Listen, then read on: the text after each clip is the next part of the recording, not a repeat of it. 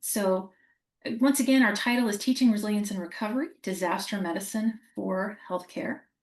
And I wanted to thank our webinar series team. It takes a team to put these webinars on, and I appreciate the folks here at Lecturio who make this happen. We do have live Spanish interpretation today to those of you who would like to hear that. At the bottom of your screen, you will see more and a little circle with 3 dots. If you click on that, it will give you the option to listen to the translated channel. And I want to thank Aitana, who's translating for us today. Aitana is a live person, not AI. And so we appreciate her joining us and translating into Spanish for all of us today. If you're interested in learning more about what we talk about today, about Lecturio's disaster medicine curriculum or our AidUp program, which we'll talk a little bit more about, please use the link in the chat, or you can scan the QR code on the screen. And let's see, it looks like the links are not appearing in the chat. If you would double check that, team, I would appreciate it. Thanks so much. But if you're interested in learning more, use that QR code on your screen or click the link that will appear in the chat very shortly. I'm Dr. Sarah Key. I'm the Director of Learning and Institutional Success here at Lecturio, and it is my very great pleasure to host this panel for you today. I want to introduce to you our panelists. We have first Dr. Rakesh Jetley. He is the former Chief of Psychiatry for the Canadian Armed Forces. Dr. Jetley is now acting as a mental health specialist at diverse agencies from the United Nations, and we're very excited to have him joining us here today. We also have Dr. Maurice Ramirez, former U.S. federal medical officer, emergency room doctor, and bioterrorism and hazmat expert with over 2 decades of operational disaster medicine experience. Dr. Ramirez is the founding chairperson for the American Board of Disaster Medicine, a board member for the American Academy of Disaster Medicine, and the co-founder and board chairperson for the High Alert Institute. Maurice is the creator of the continuous integrated triage framework used at the Louis Armstrong International Airport following Hurricane Katrina. And we'd also like to welcome Professor Dr. Eric Vermetten. He is professor at the Department of Psychiatry of Leiden University Medical Center in the Netherlands and former colonel and strategic advisor of mental health research at the Military Mental Health Service with the Dutch Ministry of Defense. Eric has pioneered working with the United Nations on the mental health strategy for uniformed personnel. And together with Rakesh, he's supporting and training chaplains in Ukraine in mental health. So before we proceed today, we have a couple of polls for you about the types of disasters that you may have experienced on the job as clinicians or as students.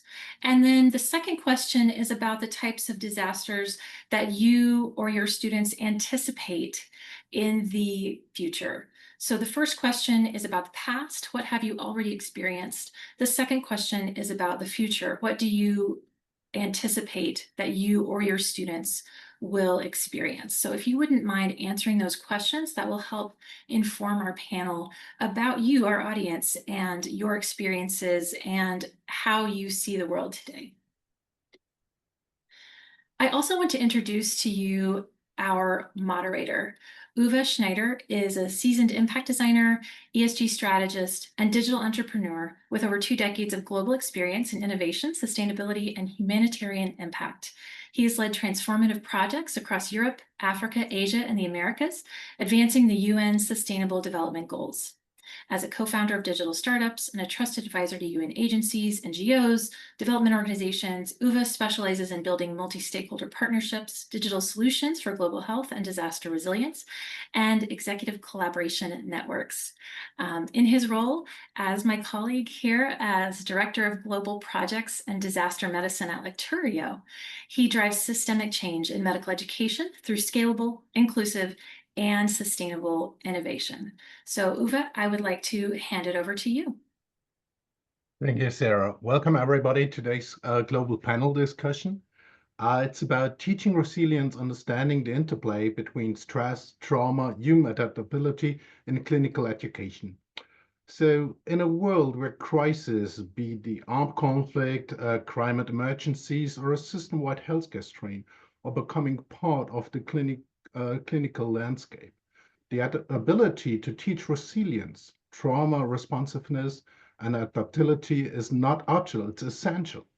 We are joining by three internationally recognized experts, like Sarah said, and we want to go with you through some questions to understand more what this landscape is about. So, to all panelists, you all have worked in high intensity crisis affected environments from disaster zones to war zones. What are the common threads of trauma you have seen, and how should that inform what we teach future clinicians? So, Dr. Ramirez, maybe you can start this answering this question and to give you more your insights to the audience. Thank you, Wei. And good morning, good afternoon, good evening to all of our participants. I think the primary aspect that we have to remember are twofold. The first is that regardless of the precipitating cause, man-made event, natural disaster, or armed conflict, all complex humanitarian medical responses fall into one or a combination of three types. First is mass rescue, mass evacuation with mass triage. The second is mass casualty management with mass triage. And the third, and often forgotten, is mass fatality management with minimal or no required medical care. And the impact of these can be significant on medical providers, particularly those who are not prepared for either overwhelm of patients for care or triage, or conversely, underwhelm, where they are sitting waiting for one live patient and instead bearing witness to mass fatality. Very interesting. Thank you very much, Dr. Ramirez. Professor Vermetten, what would be your advice and experience on that? Well, let me make an introductory comment, please. And thank you, Lecturio, for preparing this. It's wonderful, and your professionalism shines here. And it's wonderful to see so many people from all over the world. Now, not to be pessimistic here or so necessarily, but I think what we see here, we live in a world that we may call a polycrisis of stress. And it sounds very bombastic, but we see a convergence of war, we see displacement, we see ecological collapse, and we see a systemic strain on both health as well as governance. And as we speak about that, the moment is not just defined by acute trauma, by a sort of chronic erosion of psychological safety, of trust, and most important, of predictability. The world is not predictable as it comes to us. And stress is not longer episodic, but it's ambient, it's cumulative. And I think also it's important to note that it's multi-generational. So what we are witnessing from, if you zoom out, I think we see a shift from individual trauma responses to collective kind of nervous system dysregulation at a societal level. And this calls for a reframing. I think that's where we may be going.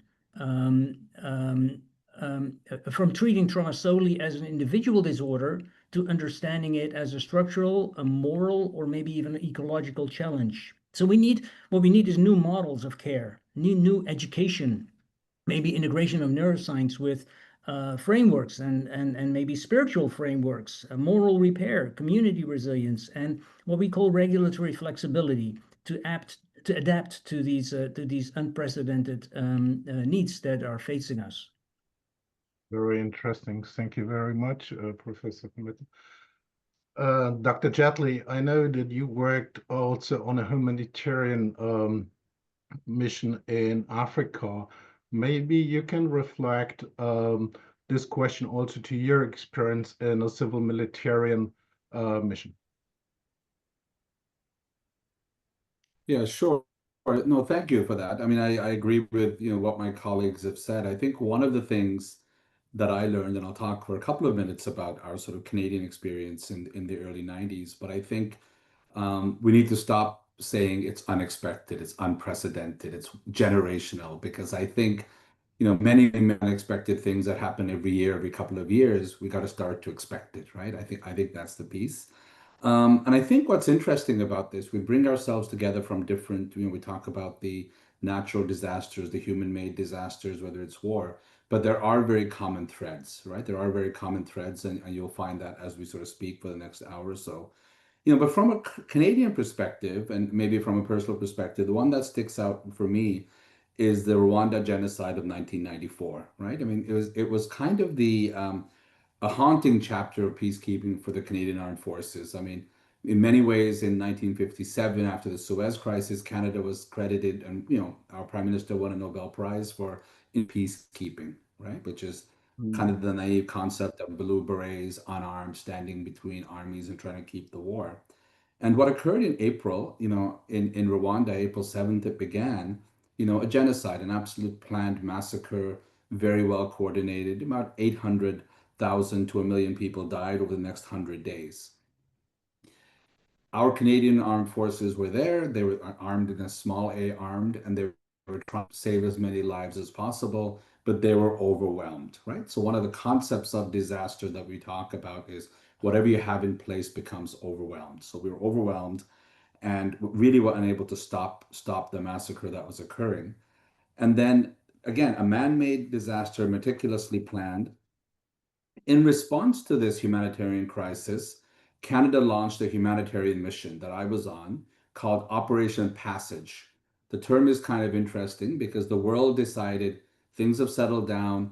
All of the displaced persons, some of them over 2 million people in Zaire, which is now the Republic of Congo, in camps, disease, people were dying, many, many bad things were happening to people in those camps. Let's try to encourage them to come back into their country, and will establish humanitarian medical posts along the way. So at that time, Canada was unprepared. We now have rapid response teams in our military. We didn't have them at the time, lessons learned. So cobbled together a few hundred medical people, about 250 people in total, doctors, nurses, medics, a chaplain, no mental health professionals to go. We had engineers to make sure that we were able to give people safe water, shelter, electricity, those types of things. So we had about 10 days to get ready. We were going to fly out to Africa. We borrowed some planes from the Russians at the time, the Large Illusions. And so we were there to prevent, our task was to go there, help people medically in whatever way possible. We were going to be the only establishment in the entire country that was going to offer 24-hour care.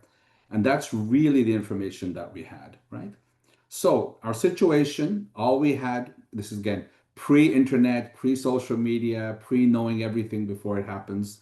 So arriving into a country while violence is ongoing, very little intelligence, medical or otherwise, really other than what we were learning on the news. I remember watching the news late at night once and learning that the Shigella was resistant to the typical antibiotics, so we had to run into town and grab other antibiotics. There was a curfew every night. We were really unsure about the severity of the injuries we were seeing. We were becoming aware that the acute injuries were now becoming things like malnutrition and the other kinds of things that happen when people are eroded. We didn't have surgical capability, didn't have ventilators. There was an active volcano very close to where we were going, and we had no specialists with us. We were all general practitioners at the time.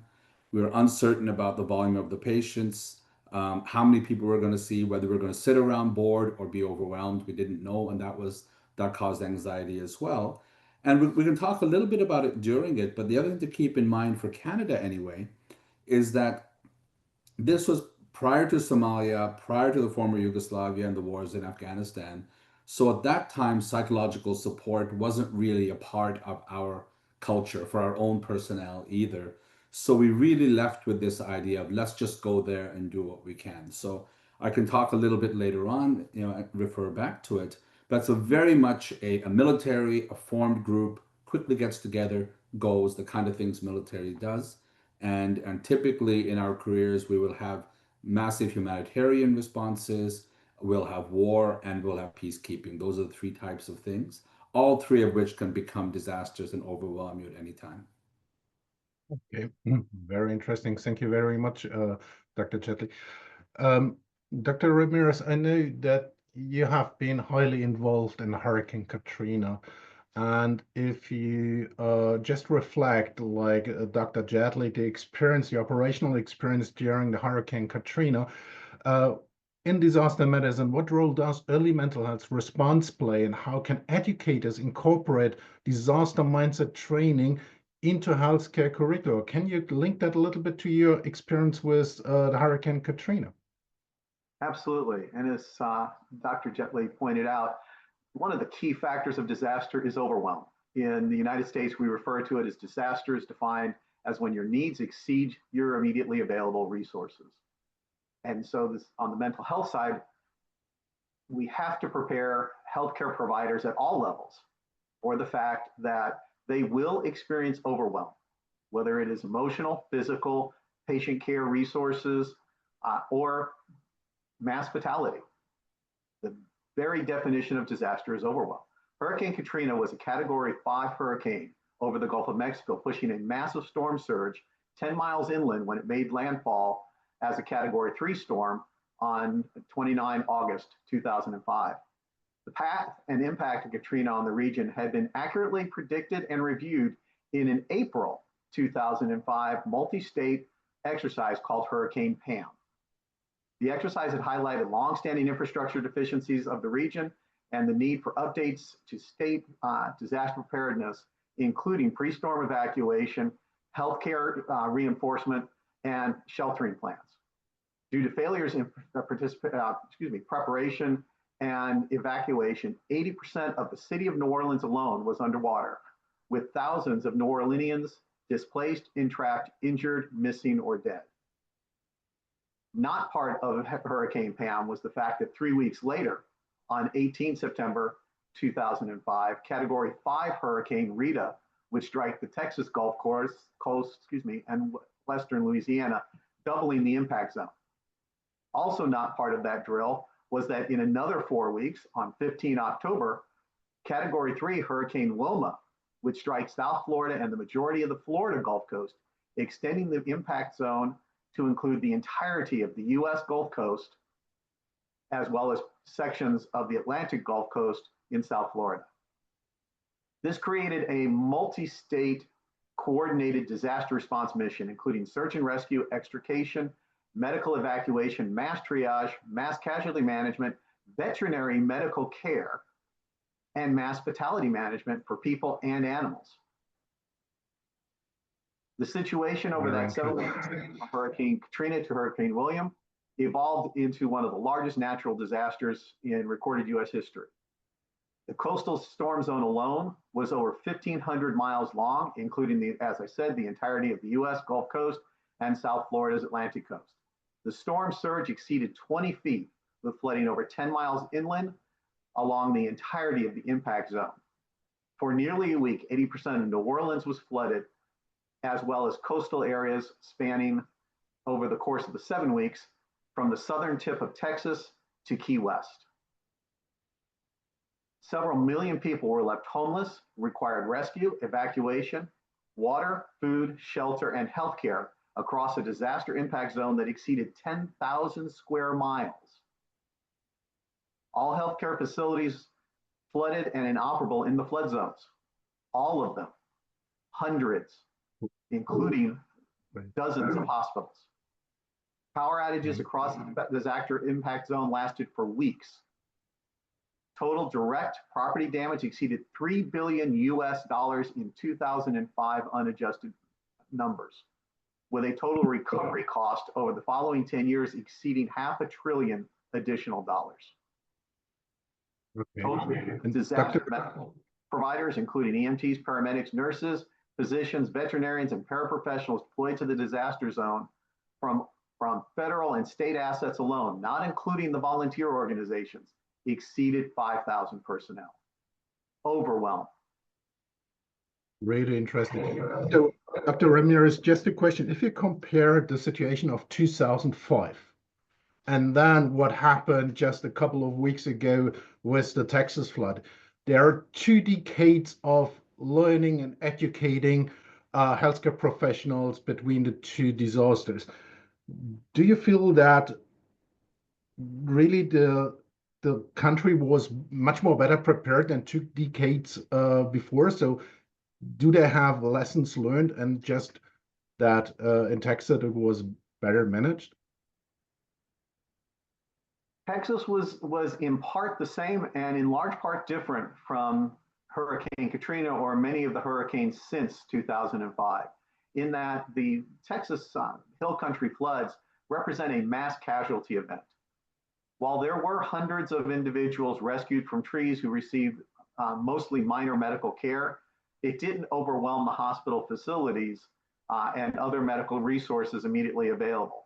In part, yes, that is part of preparation. Texas is one of the leading states in the United States for disaster preparedness, and they have a multi-layered system, not only relying on federal disaster medical and veterinary assistance, but also their own state disaster medical teams, the Texas Medical Rangers, a separate organization that is unique to Texas, and the fact that Texas has not only its own National Guard, but its own state guard, many of whom are cross-trained in both search and rescue and EMT, paramedic, first responder medical care.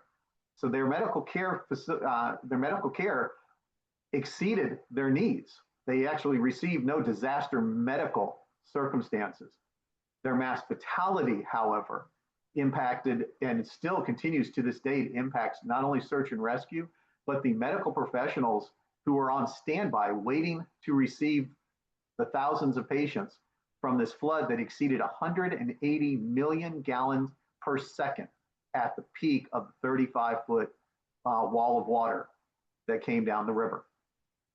Thank you very much. It's very interesting to reflect.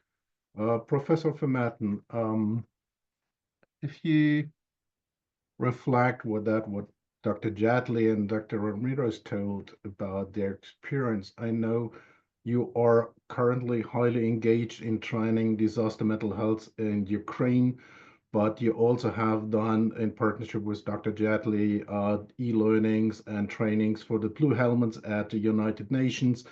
And what you have explored trauma from neurobiological and moral perspective.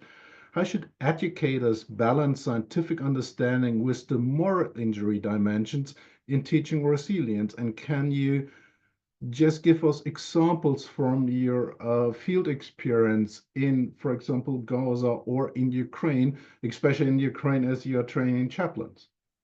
Yeah, thank you, Uwe. Yes, I've been invited by an interconfessional brotherhood of Ukraine to train military chaplains in Ukraine, invited by a large worldwide organizations called the Apostolate Military International, to help with a curriculum for military chaplains. And these military chaplains of the Ukraine National Guard and the National Guard of Ukraine and the Ukraine Armed Forces are of extreme value. And you may wonder why a military chaplain in a war or in a disaster/war kind of situation. But let me zoom out in answering that question a little bit, if you allow me, Uwe, because I think for the audience also to understand is this framework of psychological first aid. Psychological first aid, and I'll emphasize the role of the chaplains in the last part of psychological first aid. Now, some of you may have already familiarized with the psychological first aid, which is a package of the disaster preparedness, but I just want to mention a guy that's called Steve Hopful. Steve Hopful coined 5 specific elements that he called as ingredients of psychological first aid. And if I may call the slide that gives a good illustration of what psychological first aid is. And I may illustrate it with examples or vignettes from how we look at psychological first aid in the immediate aftermath of war or disaster and what it may be from a chronic situation. And I'll use Ukraine as an example. Like the first one is promote safety. And let me see if that's probably the next slide. Yeah, right.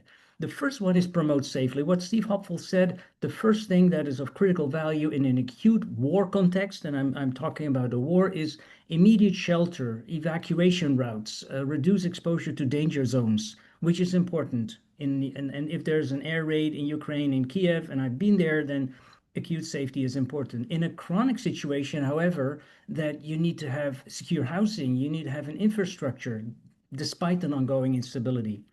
He said that the second element of psychological first aid is calming. In an acute situation, there's grounding techniques, communication, basic comforts like food. In an ongoing war situation, you need to have stress management, education, spaces for reflection. The third element, he said, has to do with efficacy, enhance the self and the collective efficacy. We need to train more local leaders, take initiatives in protecting and organizing communities. But in a chronic situation, you need to build a community that's supporting vocational training, peer support, and that shared responsibility. The fourth that you see on the slide here is connectedness. Is that in an acute situation, we need to encourage presence of trusted individuals, Red Cross or chaplains or other professional peers to maintain family or unit cohesion under stress. They need to build social networks and faith communities and communal rituals. And the last word, and I'll bridge that to the role of military chaplains, they need to install hope. And when you're engaged in a war since Russian invasion in the beginning of 2022, there's a lot of uncertainty and unpredictability of how is that going to unfold. The country's been in war for a much, much longer time. And initially, you need to have short-term goals, support stories of survival in the face of chaos. But on the long run, you need to foster hope through education, reconstruction projects, and sustain international solidarity. But then, what does a chaplain has to do with that, right? So the question is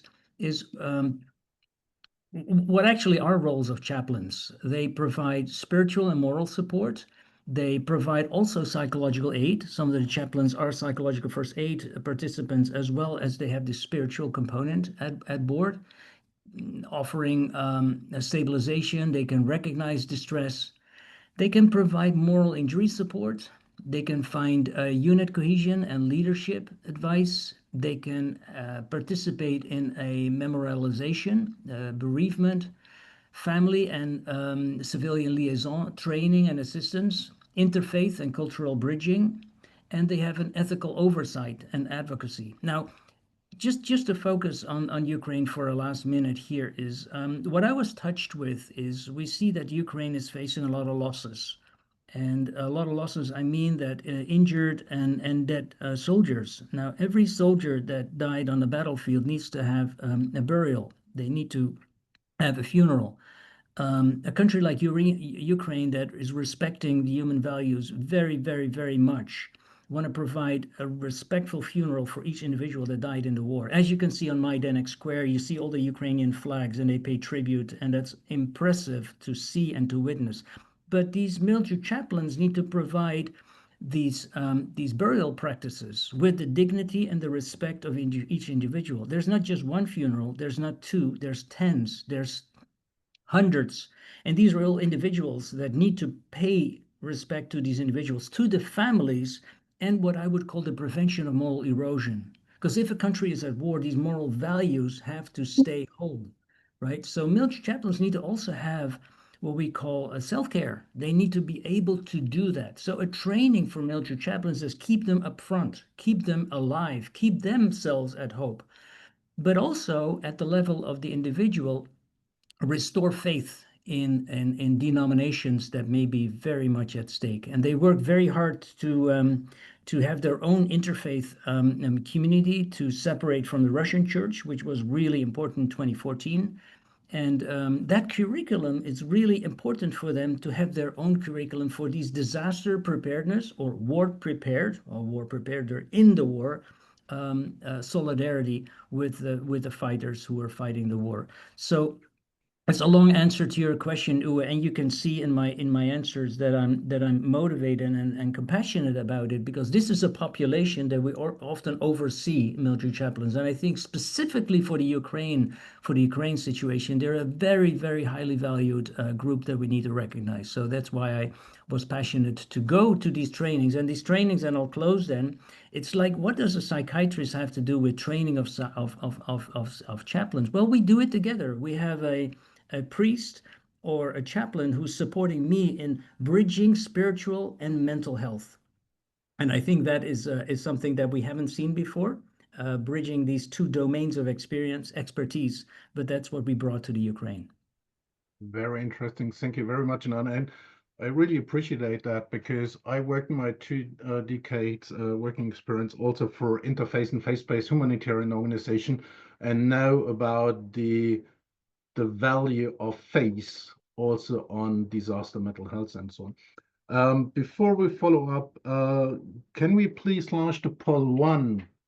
So asking about which of the following is your primary teaching challenge when addressing trauma and resilience in your curriculum? And Professor Vermetten and Dr. Jedlik, that was exactly also the idea when you're describing these Ukraine situation, why we see a special e-learning courses in disaster mental health, because Lecturio has with its program AidUp a 3 year project to train 15,000 healthcare professionals in Ukraine, but we will talk about this a little bit later. What I'd like to move on a little bit is with Dr. Jedlik is adaptability and human resilience. So, Dr. Jedlik, you have spoken on personalized mental health strategies. How do you teach students that resilience isn't one size fits all? What practical tools can educators use to convey that? I remember that we talked very broadly about your mental health continuum. Maybe you can explain that to the audience a little bit more in detail.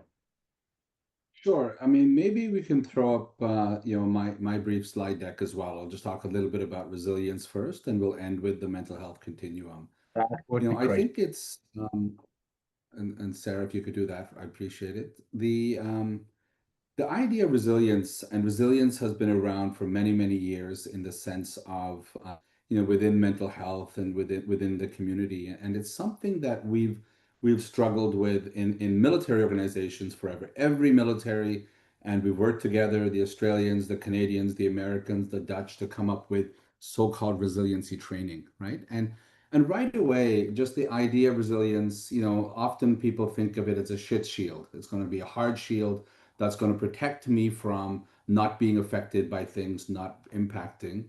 And it's a natural thing, but the idea is we've learned over time that we can't teach people. And I'm not sure if I'm controlling the slides, but next slide, I'll go through very quickly. We can't teach people resiliency. And the idea is it's not a shield that's going to necessarily protect us from something, but when we are impacted, can we adapt, recover, and thrive? Can we learn from it? So right away, the first concept is, and this is going back to the Rwanda example, teaching the young soldiers that are going to be there seeing things for the first time, you are going to be impacted by this, but let's see if we can learn from it. Let's see if we can continue to grow, right? So resilience is crucial in rescue and first responders. It maintains working effectiveness, decision making, and it supports psychological well-being. And we're hoping that people that are more resilient, organizations that are more resilient, are going to pay less of a price further down the road, right? So there's mental endurance, emotional endurance, physical endurance, and really ensuring the effective navigation of hardships, right? Next slide. So you can already see where we're looking at some of these things where we are trying to, some of these things that we're talking about, we can prepare ahead of time. We can think about this right from whether it's high school sports, whether it's during university, during medical training. We can try to make a more resilient group, society, and then specifically professionals. So I think it's important, again, to think about types of resilience, which we often think about just individuals. Militaries are always organizations, we're structured, we have leaders. So we often think about resilient individuals, resilient groups, and resilient organizations. Something to think about when we respond to these things. We're never really going strictly as individuals. So we think about what our role is whether responsible for ourselves, for the patients or the victims of the disaster that we're looking after, also each other, and you may also have responsibility for people below you. Next slide, please. So, and one of the things I just want to comment on briefly as sort of Eric and I over the years have been looking at this, and it's medical research in general. We tend to focus on people that get ill, people that get injured, then we identify risk factors, then we look at those risk factors, try to mitigate those risks. I mean, that's really the model of medicine, and that's fine. And I think when we look at resiliency, one of the interesting things is that let's look at people that were impacted less. Let's look at people that somehow got through it and didn't develop PTSD or didn't develop depression or alcohol use disorder and continue to do well and maybe be better people afterwards. And I know some of the longitudinal studies that we do in military actually ask, not everything bad about the deployment, but were there good aspects of the deployment as well? And I think the key ends up being is to identify the things that seem to help people and then distill those, and that's where the education basis will come from. Next slide, please. So changing that paradigm around, I think, is a great thing. And the idea of mental resilience really, in modern 1940s, 50s, and I think the important thing about it is that it's no longer a static thing. It's a dynamic process. It's how we encounter things, how we react, how we read. Again, using the sports kind of analogy, what you do depends on what your opponent does, and you may change your strategy from moment to moment depending on what's happening. The weather may have a role in what's happening. In military, for example, there's times you move forward, there's times you stop, there's times you react. So it's adaptation, recovery, ongoing learning, and there needs to be some agility. And again, the point is individuals, communities, and organizations have to think about the process of resilience. Next slide, please. Yeah. And I think, again, the resiliency, there's tools that we have, and that's your point about how we individualize it. And the main thing really is what works for me may not work for you and may not work for the third person. And I think that's the really important thing. And that's why we don't try out these tools. We don't look in our toolbox the first time in a disaster setting, or when you don't decide what tools you have when you're about to do surgery. You have to know ahead of time. So the idea of practicing, the idea of what happens, how do I deal with things, realistic training. And I think what ends up happening is the current thinking of resiliency is it's a dynamic process and we have different strategies, right? Sometimes we might be overwhelmed by something. We might think of a different solution. Let's call in more friends. Let's add something. Let's see if they can ship us some more XYZ tools. So that's a cognitive strategy of coming up with a plan B. Other times we have to understand that we are closed in right now. There is a curfew. There's nothing we can do. So let's sleep, let's rest, let's talk to each other. So we have to come up with the different tools for the different situations. And next slide, please. And how does these continuum model mental health fits to all that? Can you explain Yep. more in detail Yeah, this? we'll do this slide, then we'll go to the continuum. Absolutely. So I think the idea really is sometimes problem solving in a crisis situation is what to do, i.e., let's pull out another tool, let's use some equipment. Sometimes emotional focus needs to change, just the flexibility, the endurance, all of these are the kind of tools that we use. And let's go to the last slide then in this, which is the continuum. And so this is a tool that people may have seen before. It's become very popular. I won't say the Canadians necessarily invented it, but we and the American Marines work together. The Dutch are using it. And the idea, what we've tried to teach again to individualize, one is getting away from diagnostic labels. You're not, forget whether you have depression, whether you have PTSD. And also the idea that you're not either healthy or sick. The idea is every day we wake up on a continuum. Some moments are good, some moments are bad. And the idea here is everybody should be able to do the self-check, check in on themselves, and we'll talk about technology a little bit later. So basically, if you can look at this continuum, and the arrows go in both directions, because we always move in both directions, healthy, reacting, injured, and ill. So in the healthy zone, we have normal fluctuations, we're calm, we take things in stride, good sense of humor. Then as we go further down, we start to see we become a bit impatient, angry, maybe nervous, maybe our sleep becomes difficulty, our sense of humor becomes sarcasm, becomes suicidal, becomes depressed. So all of these things change. So the trick really is if we came up with an ability where one could recognize in themselves when they are heading down the wrong direction. When people come back from deployment, we tell everybody, hey, you're probably all in the yellow zone. That's normal after 6 months in a war zone. But if you stay there in a few weeks, you're not getting better, or you start to go towards the other, get help. The last point is that this is the perfect kind of tool where we can look after each other as well. We can know each other and we can see that we're changing. The peer idea. And then the idea of leaders can also look after their subordinates in the sense of where are they now?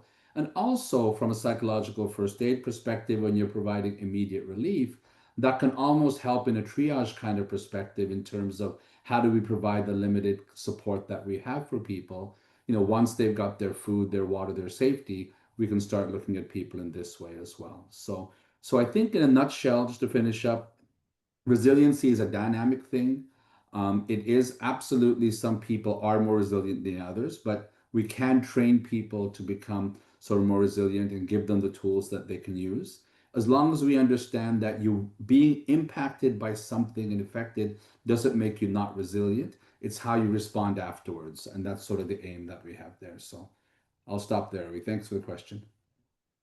Very interesting. I believe for the audience, it's very interesting to really go after these panels through this continuum model, because it's highly used in different settings, from armed forces, from humanitarian organizations, but also for a lot of civil protection organizations around the world. And if you go a little bit deeper also in this topic of resilience, I just want to ask Professor Vermetten. I know you have mentored a lot of PhDs globally, and as a professor, how do resilience training needs differ between resource-rich and resource-limited contexts? How should educators prepare learners for both, at least? Can you give us a brief answer? Because we are a little bit limited in time. We want to go later in the Q&A also for the audience. Well, let me be brief then, and let me tap into what Rakesh, Dr. Jetley just said about a mental health continuum, and give a practical interpretation of this, because we both worked at the United Nations for helping the United Nations with a mental health strategy. And one of the things that we have, and there are so many hotspots in Africa and around the world, that the UN has been very active, and the US was lacking a mental health strategy. And you can say, like, well, a mental health strategy is on paper, but then we said we need to operationalize a mental health strategy from a disaster management perspective. And we created an app. And we created an app. It's called the UN's Mind Companion. And exactly to the point that Rakesh was talking about, it was using the mental health continuum for each individual. And the app can be downloaded and it can be shown on a phone. So every soldier can say, like, where am I today? And it's, as he said, it's not stable, it's fluctuating. So it's like your phone, your battery, your phone. How's my phone charged? You can ask yourself, how am I charged? Where am I, in the red or am I in the green? And by doing that, it gives you a framework to do research and to do collective research on what is the status of the group that I'm in, from a leadership perspective, from an individual perspective. So it gives you ample opportunities. To your question, Uwe, and very brief, is what we need to do in disaster management.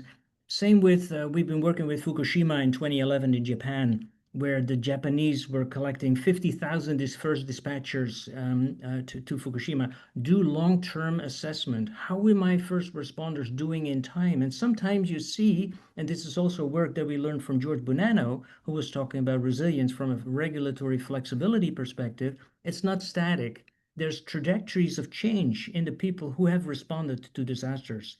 There can be different slopes of responsivity. And when your question came on also with a moral issue, right? Some people respond pretty late about how many deaths that they have had to carry to the grave, right? Initially, you may have an adaptive coping strategy, but as time progresses, you may go into the red. And then you need to have somebody who tells you, hey, guy, let's have a cup of coffee together, because I see that you're moving towards the red. So this is just a brief example, and maybe there's Q&A questions that are related to this, I'm pretty sure. Yeah, I know by my work in Eastern Africa that we have a paper pencil version of all that. So That's no more digital anymore. innovation, healthcare innovation is moving forward. This is great. And it also fits quite well to the second poll. So maybe the team can start this while I'm asking also Dr. Ramirez to contribute a little bit of a practical framework from his experience. Teaching methods that you used to help your students to understand the trauma responsive care and resilience building. Can you also provide us a really brief contribution to that, please? I'll be as brief as possible following two great presentations on resilience, which could easily be a day or two worth of training. There are several concepts that are key to understanding, and the key point in your question, Uwe, is understanding so that you can then teach, understanding as a learner so that you can then practice and take the time that it takes to pull out the app and self-regulate, self-inspect so that you are the best possible provider and you don't become a patient in the environment. So the first understanding is that when disaster defines itself, the needs align with something very old, very familiar to most of our educators, Maslow's hierarchy of needs. There are physiologic needs, air, water, food, and to that in disaster and triage, we add life-sustaining interventions. It's very difficult to get a panicked provider to understand that the minute that you spend providing a life-sustaining intervention doesn't really take away from the next 10 patients that you could have otherwise evaluated in 10 seconds each, because you've actually saved a life. That's the end result, right? That's what we're supposed to be here to do. Safety for yourself, but also safety for those that you value. And that could mean people all the way back at home. So you may be deployed to Rwanda and your family is in Ottawa. If they're not safe, it impacts your function a continent away. Sense of belonging, death, displacement, separation, disrupt belonging, not just for the survivors of a disaster or a war zone, but for the providers themselves. Esteem, suffering a disaster or being in a war zone disrupts esteem. It disrupts that ability to feel the confidence in your own skills, the confidence in your ability to cope. And when you see yourself sliding into that red zone, that's just like sliding into a red zone on an Apache trauma scale. Yep. It requires intervention. And then self-actualization is disrupted with everything. Second, is an understanding that disaster and war are shared trauma. The provider and their patient are in this together because they're within a disaster response zone of some kind and description. This is unique in the world of healthcare. Most of the time, we put on our white coat, we put our stethoscopes around our neck, and we feel that we are armored up. We are impervious to disease. And we saw this going back to the AIDS crisis. When AIDS first became a healthcare associated disease, a finger stick broke the barrier. And breaking that barrier impacts your mental health. So we have to understand that at the beginning. Third is the understanding that there is a footprint to disaster and that footprint is much larger than the disaster zone. A simple disaster like last month's vehicle attack in Europe is a small area, a city block. And then those patients move out into the community and the disaster zone moves with them because that is the medical impact zone.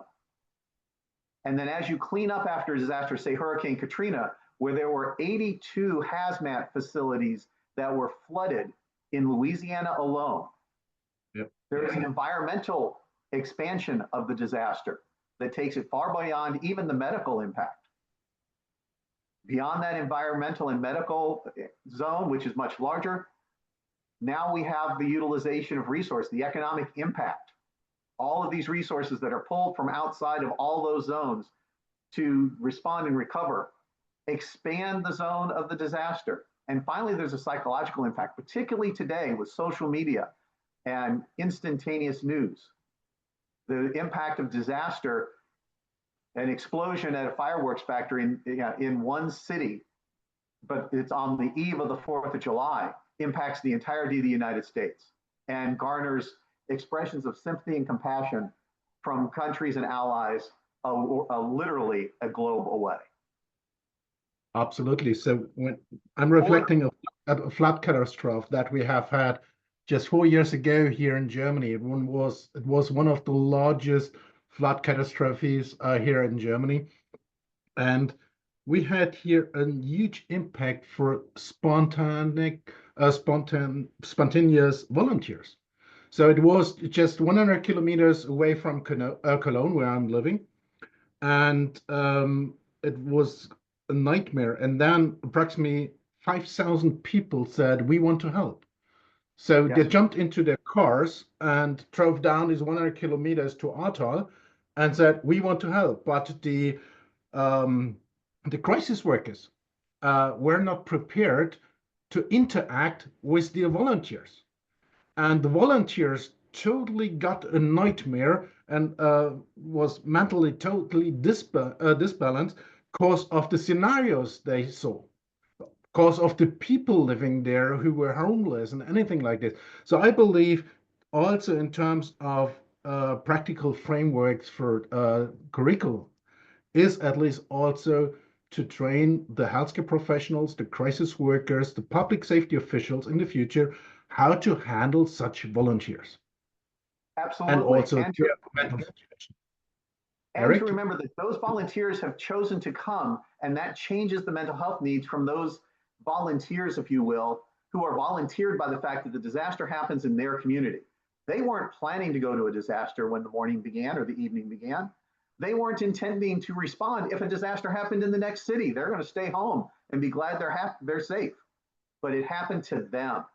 And so now not only are they sharing in it, as we said in my second point, but they've lost that sense of control because they didn't get to choose.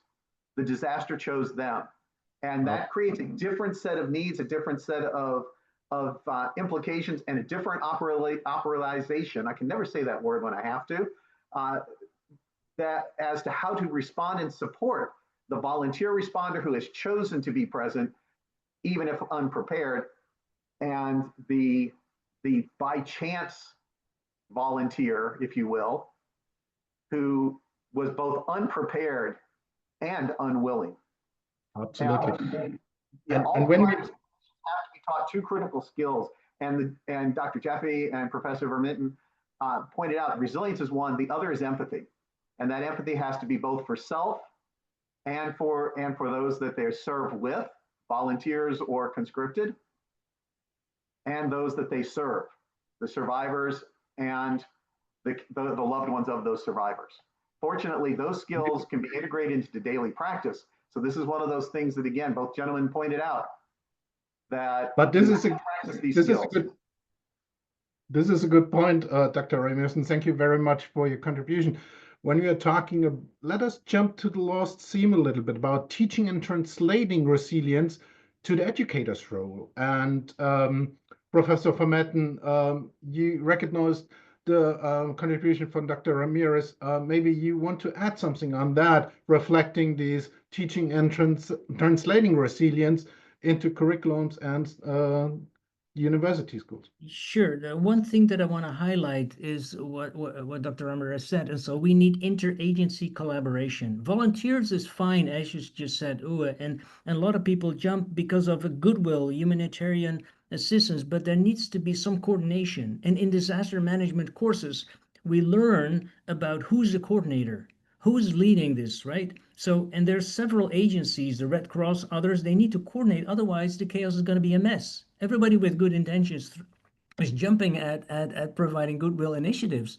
So there needs to be some kind of leadership. And I think that is really critical to have a chaos not be super seated with another chaos, but some coordination. And that's one of the lessons in the courses that are being taught is this interagency collaboration. I just wanted to flag that point as something that I feel is very, very, very important. This is absolutely important, and thank you very much.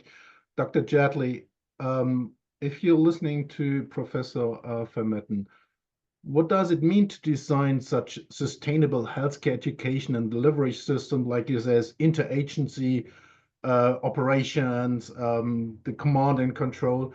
Um, what would you just advise to the educators, to the students, in terms of sustainable healthcare education and such crisis response topics?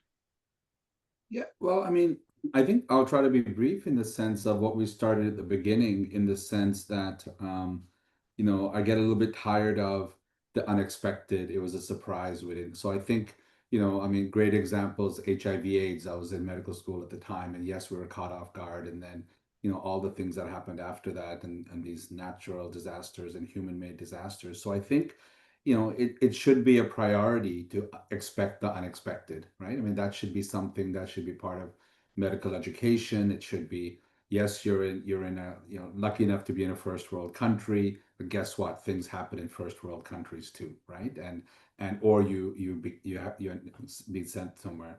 The other thing is that if you go back to the concept of resiliency, it's not just about disasters, right? It's really adapting the same things that help you to thrive in sports, thrive in exams, thrive in that stressors, taking some of those same skills to help you in terms of how do you maintain your cognition, how do you maintain your emotions, how do you understand when you are being overwhelmed. So I think the idea of that is being part, and again, in militaries, we have the advantage in organizations. This starts in basic training in most of our modern militaries now. The first week, you get sort of mental health and well-being kind of training, and leaders get even more training. So I think the idea is interweaving it in the sense that as medical professionals, you are going to be taught to be in situations that are going to be no-win situations, moral dilemmas for.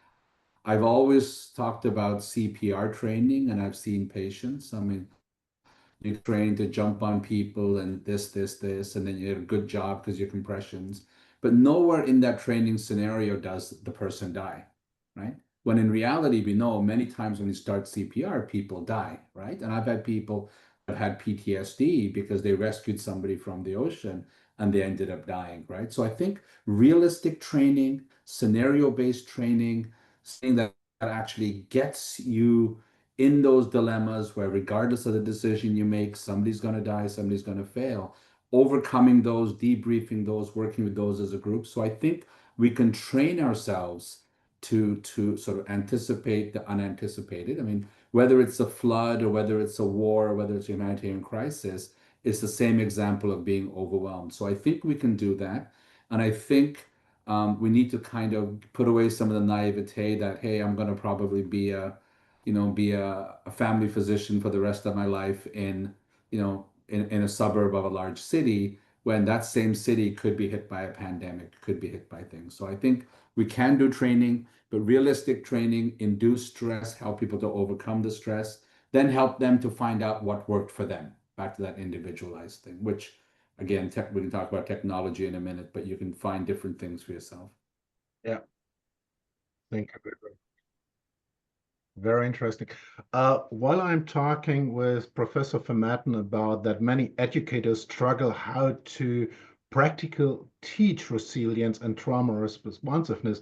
I would ask my team to launch the third and last poll because it fits quite well to this question. And for you, Professor Vermaten, my question to you would be, can you please provide us and recommend 1, 2 concrete methods of that helps the educators to teach resilience and trauma responsiveness? You mentioned about the app and other things you're doing at the United Nations together with Dr. Jadley, but maybe from your work at the University of Leiden, you can give us 1, 2 concrete methods or ideas, just tips for the educators, please.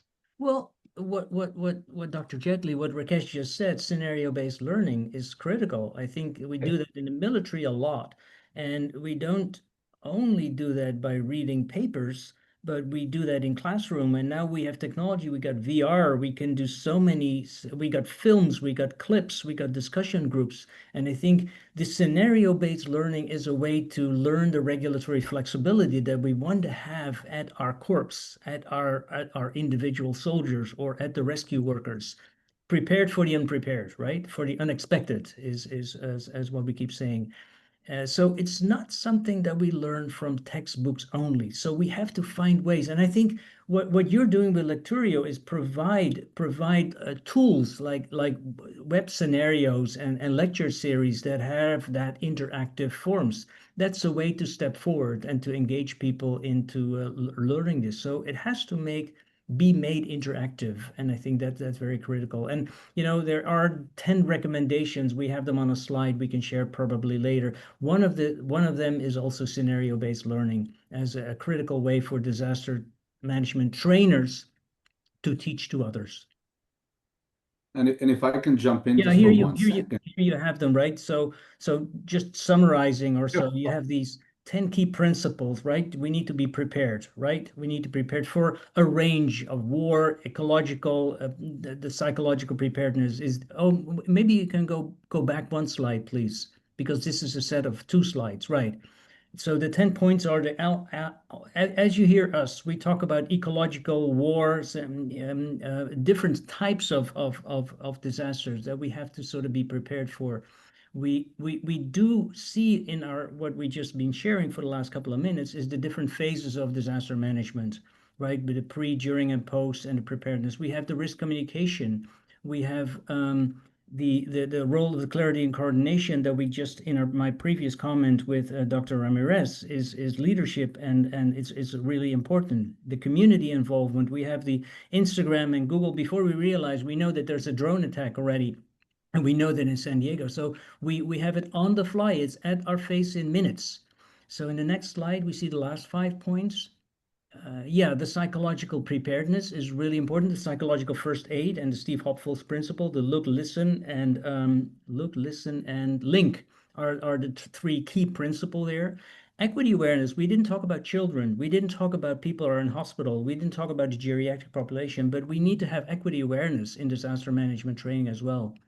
The scenario-based learning is what we highlighted, the continuous improvements. It's never done. It's not like, oh, we sit and we can wait for the next earthquake or so. No, we have to continuous learn. And that leads into the last point is we live in a world that is very unpredictable, right? And there's a bomb here or there's another one and there's preparation for that. I think that increases our threshold for a sensitivity. So we need to have, I think, and that's not a negative tone or so or pessimistic, we need to have a preparedness culture. And that is something with ongoing training, leadership engagement, and public awareness campaigns. I think that's what we need to be, and that we will not be caught by the surprise, but we'll be prepared. Absolutely, and this fits quite well also to that what Lecturio is currently actually doing. So maybe team, can you show some slides about AidUp? And if I could just make one comment while we're doing that. Yeah, sure. Yeah, I think just to echo on Eric, I think the one thing, scenario-based training, all of this is nothing new to medicine. And one of the things that, myself and some colleagues have been advocating for 15 years, it doesn't take too much to inject a mental health or a moral kind of dilemma within the traditional scenarios, right? So training for Afghanistan, you could sit there and say, okay, so now you're on a camp, the enemy attacks, now you've got 10 prisoners, you only have enough food and water for 10 people, but now you've got 30 people. What are you going to do?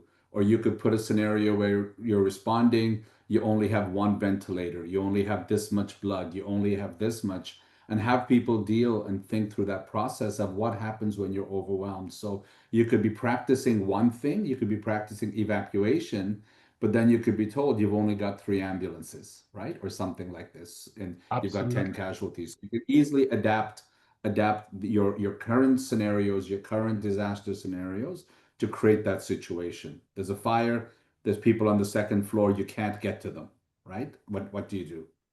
That's exactly why we launched AidUp, at least. And so if I may. Yeah, just let us concentrate a little bit on AidUp. let us I'll get you concentrate. there. I promise you. I'll get you to AidUp. In the mid 1980s, Siva Geigy conducted a study looking at how does medical education and educating healthcare educators change practices in the real world. And they found that at the end of 1 week, attendees could only correctly recall 3 principles without referencing their resources and program materials. And at the end of 6 months, they had only implemented at most 1 new learned practice.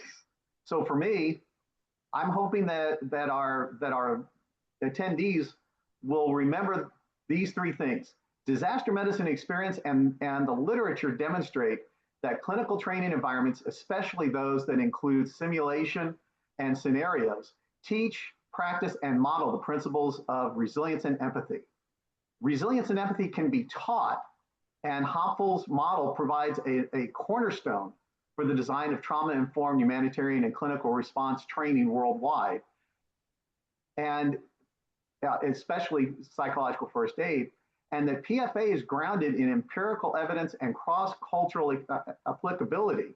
And these principles are not specifically tied to a single method or culture, but provide a universal framework designed to foster recovery, resilience, and dignity in the face of crisis.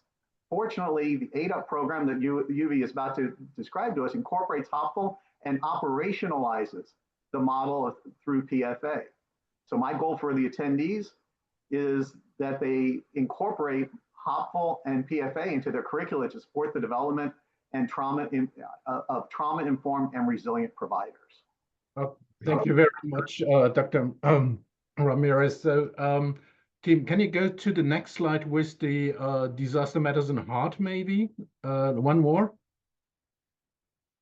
Yeah, that's exactly, because this is our curriculum, what we are doing. And you mentioned PFA, disaster mental health, which is on the top right corner. So this is what we are doing currently with AidUp in learning videos. So we have these disaster mental health and PFA together with Dr. Jadley, Professor Vermetten. We have casualty evacuation and transport. We have special faculties and vulnerable groups, which is also for maternal health and children health. We have these different direct threat care and indirect threat, what you mentioned in terms of the zones of crisis, but also we have these improvised and field expedient medicine, Dr. Jadley, what you mentioned at least, and then at least trauma care, this is what we are talking about. And when we see this is all pre-hospital care, it's also about then later in terms of critical care, which is in hospital, or what is in the transition between pre-hospital care and in-hospital care. And this is all we are working on with AidUp. And if you go one slide before, please. This is exactly what we want to do and achieve during the next 5 years. We want to reach out to 10 million learners in disaster medicine globally. But this also includes the public safety officials, the teachers, the heads of the kindergarten, the civil society, the families. So we cluster that in a competency framework to say we need a different culture of preparedness. That's exactly what Professor Vermetten required, at least, and what you, Dr. Ramirez, just underlaid to say, this is what we need in the world. And this is where Lecturio stand up with Skill Up, AidUp, which is what we want to do. And I thank you so much for this panel discussion. I want to hand over to my colleague Sarah Keith with the big question. Do we have time for a little Q&A round, or what should we follow up? And I thank you very much again, Dr. Ramirez, Professor Vermetten, and Dr. Jadley, for your really great contribution, and I hope the audience enjoyed it so far in this panel discussion. Thank you very much. A pleasure to be participating in this. Thank you, Uwe. Yes, I believe we have just a few minutes here for Q&A, and I will address those to the panelists. So we have several questions. We probably won't be able to get to them all, but I wanted to share disaster management impacts all the stakeholders. It obviously impacts the victims, but it also impacts the responders. So how does a responder's position along the mental health continuum, which we showed on the screen earlier, influence how the responder is able to offer help to the victims of a disaster. So I'd like to start with Dr. Jetley. Yeah, I can start with that. That's an excellent question. I mean, part of when we look at organizations that respond, militaries, for example, knowing your people, looking after your people, knowing where people are on the continuum is extremely important. But also having that self-awareness to know when am I effective, when am I ineffective, right? And I think Maurice brought up empathy, and I think once we start losing our empathy, that's a sign. I think one of the things we skipped over some of my slides, and one of the important things is obviously as a leader, you want to keep as many people as possible in the yellow and the green and the yellow. But you also have to teach people, just like in sports, concussion, when to take a knee, when do you need a break. Part of leadership is also to look after your people, to ensure people eat, make sure they drink water, your own people get rest, force the rest, this kind of idea. So really the idea is self-awareness, peer awareness, leadership awareness of knowing where people sit. Sometimes you can wander into the orange zone and still be effective depending on your job as per your training, but probably not for very long. So I think it's the idea of, buddy care, peer support, individual education, and that. But there are times when people are going to have to take a knee and sit out, and that's a tough decision in disaster. But remember, many things that we go into, we think they're going to last a day or two, but they end up becoming months, right? So people can actually take a knee, recover, and come back. So that's kind of why we promote something like the continuum, because we don't want people diagnosing PTSD in themselves or depression in themselves. We want them just to be able to, in each other, say, hey, I'm not functioning right now. This is what it is. I need to step back. And we do that in war as well. During war, soldiers are brought back. And in Ukraine, they're doing the same thing. Yep.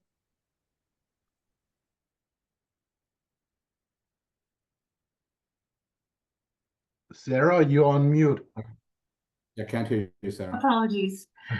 Dr. Ramirez, would you like to add to that?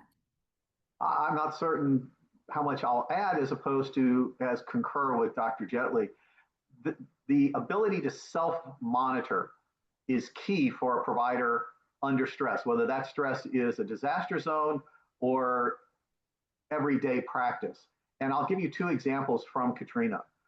Both of these were situations where a provider was the single provider in a field situation. In one case, it was a very young emergency medicine physician who was very well trained, had a tremendous amount of experience, was prepared, had volunteered to come to disaster, even though it was a deployment for him. He put himself on the list to go out the door first. And he's faced with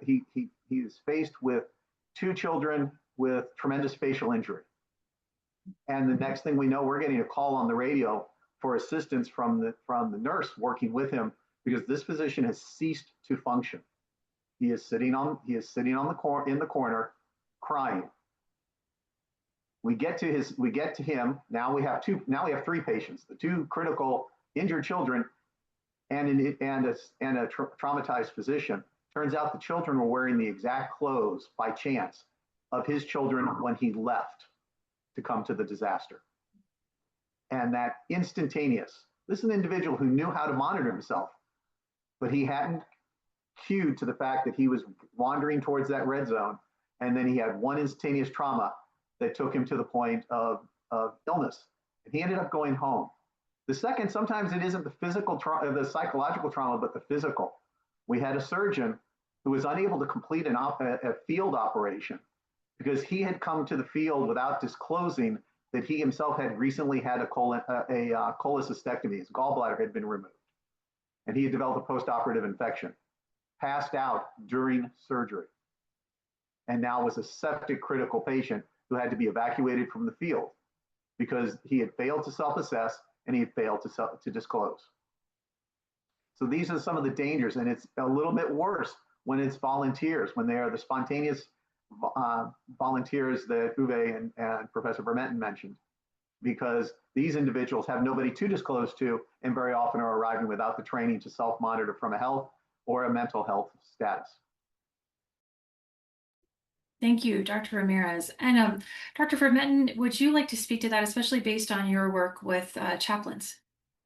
Oh, I thought I was chiming in on the phone once more, but maybe let me make that brief point because I think it links with Dr. Jadley and Dr. Ramirez, and I refer to it. I hold in my phone here, right? Soon, I think I'm checking my bank account on my phone, right? We're all comfortable with that, right? Nobody's hijacking our bank account, we think. But soon I'll ask my phone, how am I doing? How's my mental health? Where am I in the red, orange, green, or so? And we think it is funny, but probably we're likely to move in that direction, right? Are we going to outsource our mental health or our disaster preparedness to our phones, right? Play with that idea. AI is going to be enormously helpful. It's a challenging question. How far away are we from that, right? I think we need to think along those lines, like how will we be prepared if that is going to be the case, if other people are relying on their phones and we need to teach them, we need to educate them. So these are tricky questions, but they also provide opportunities. So I think both sides of the same coin. Excellent, thank you. All right, our next question is more education focused. And so we've talked a lot about how simulation is important. And I've seen some comments in the chat as well about how often should simulated patients die in these trainings. And so I was hoping that you could speak to what advice do you have for conducting effective simulation-based education with standardized participants.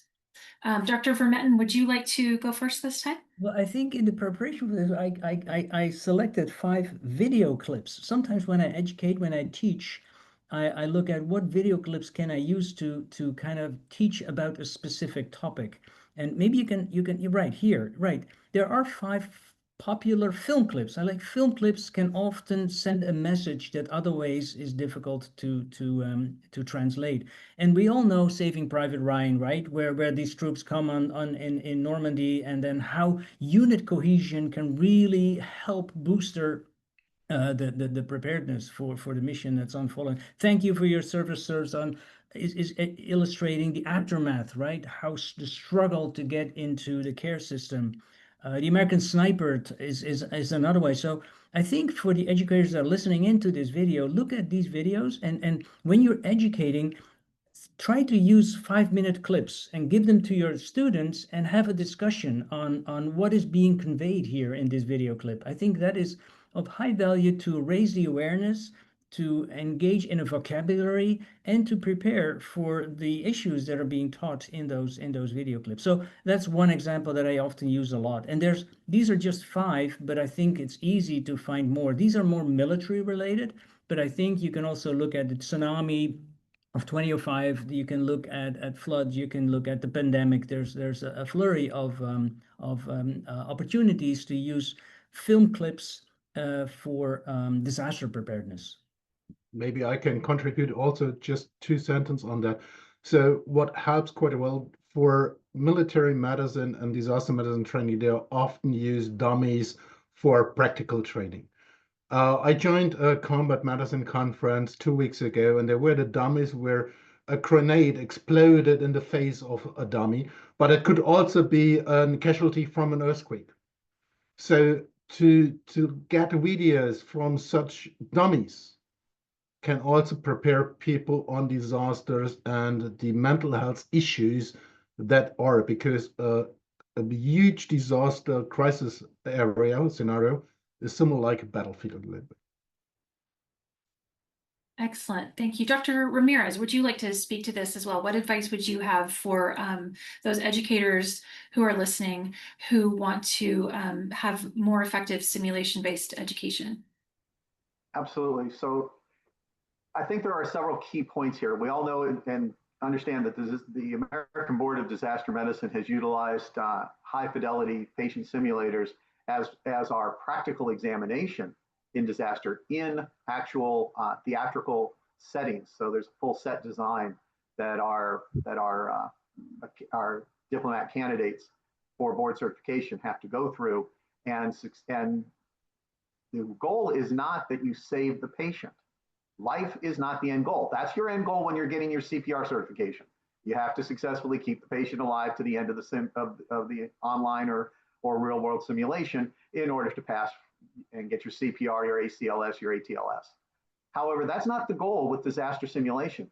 The goal with disaster simulation is threefold.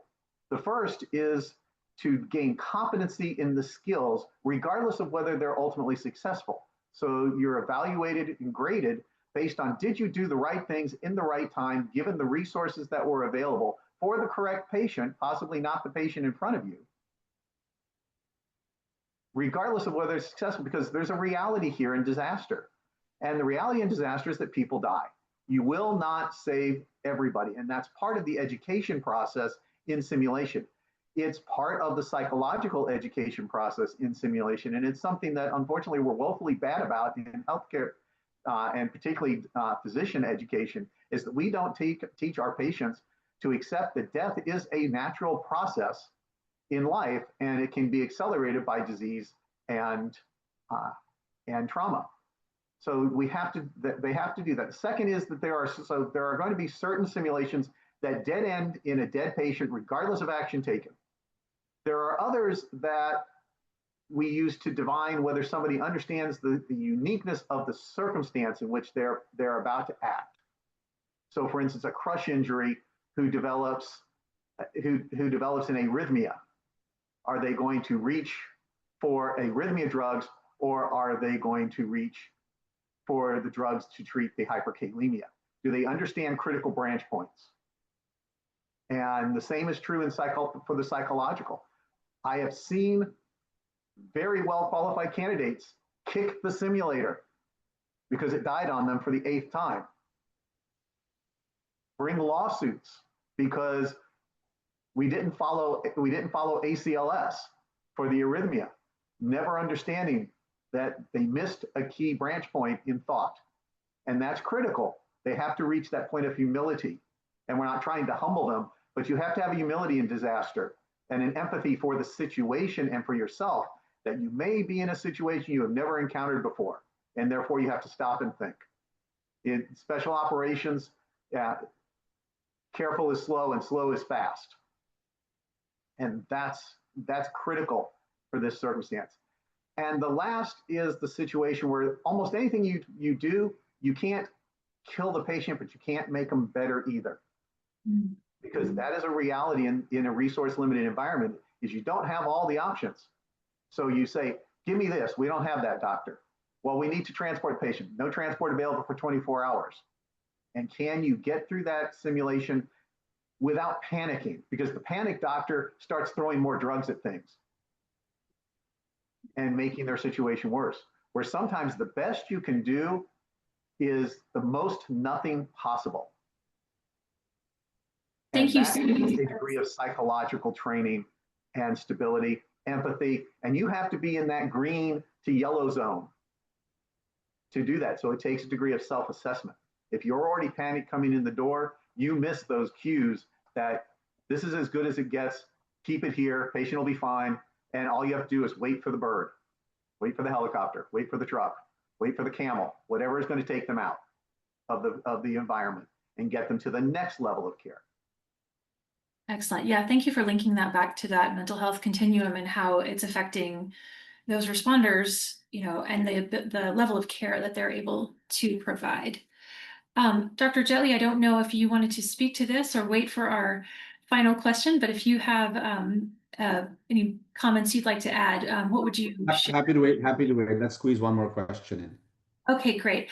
I'm actually going to let Uwe ask this final question for each of the panelists, and then we'll wrap things up. Okay. Yeah, my final question to the panelists is, each of you has worked in the intersection of trauma, adaptability, and system change. In 1 minute or less, what is one message you want to leave with today's healthcare educators and the participants? Professor Vermetten, do you want to start? You're on mute. I'll be third. You will be third.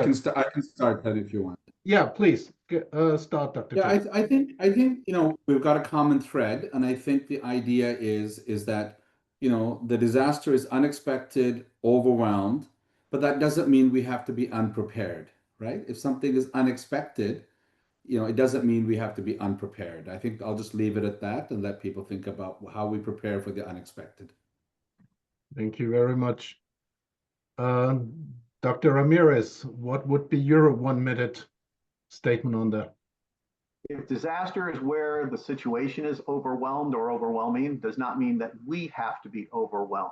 So educators need to teach resilience and empathy in a hopeful model, operationalized using psychological first aid. Excellent. Thank you very much. And as you wish, Professor Vermetten, you're the the last word, no, prepared. And I wanted to have Rakesh say that, prepared, but also engaged. I think why we do this, because we feel we engage with the preparedness for it. And that has a sort of I wouldn't say a sole principle, but a humanistic approach. Like, we need to be engaged. We need to reach out to communities. And the word engagement is I think it's a driver for me as well. And I think for the people who are listening to this panel too. Excellent. And before I hand over for the closing to Sarah, I want to ask and please the audience to send us answers to a question that I've got for you.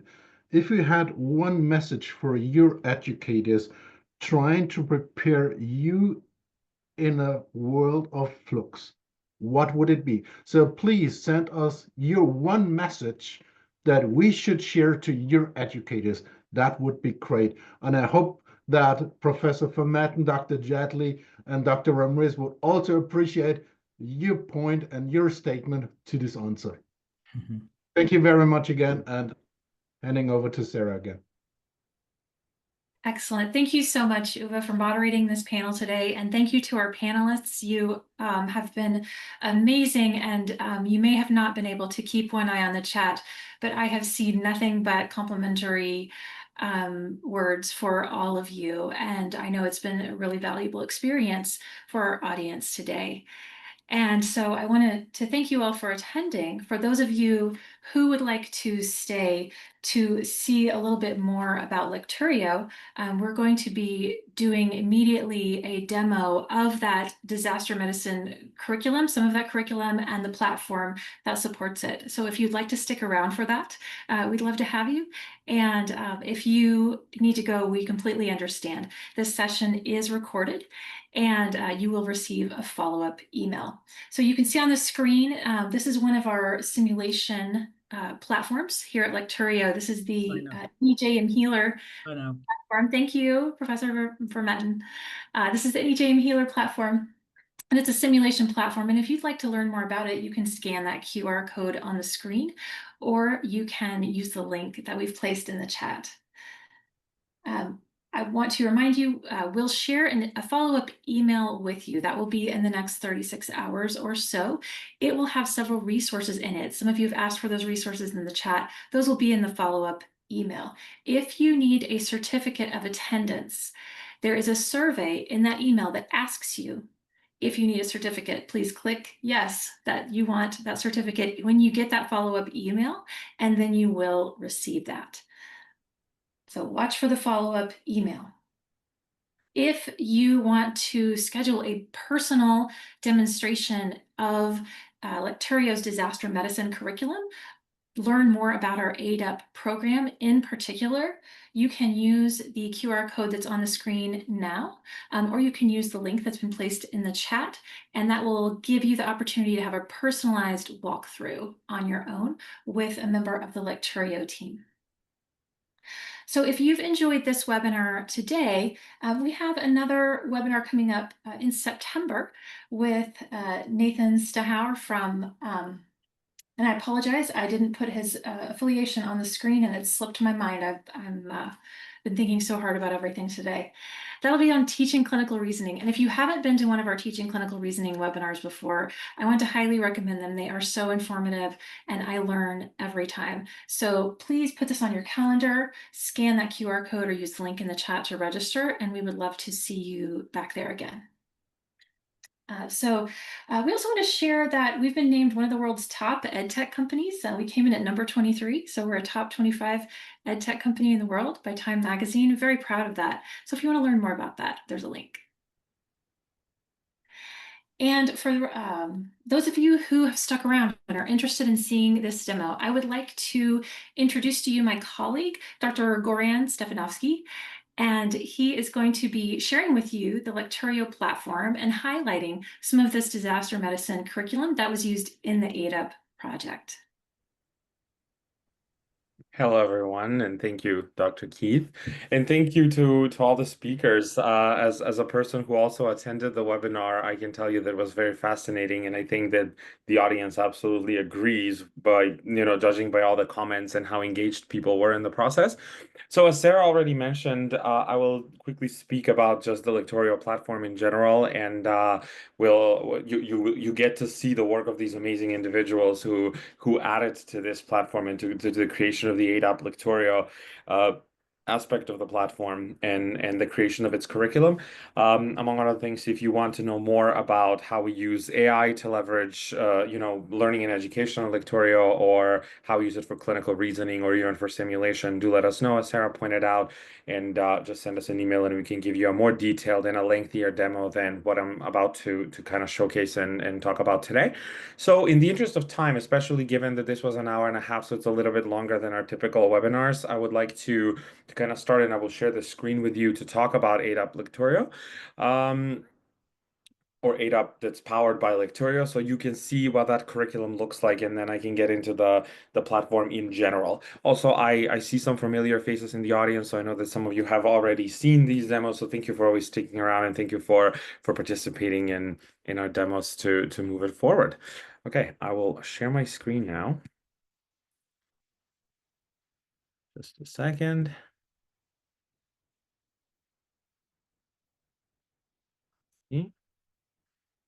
There you go. I hope that you can see it, and I hope that you can hear me as well. So the AidUp powered by Lecturio page looks very, very similar to the Lecturio platform, right? It was created to look very similarly. So the dashboard is what you see if you're part of the administration. So if this is used by you as a teacher, as an instructor, this is what you see.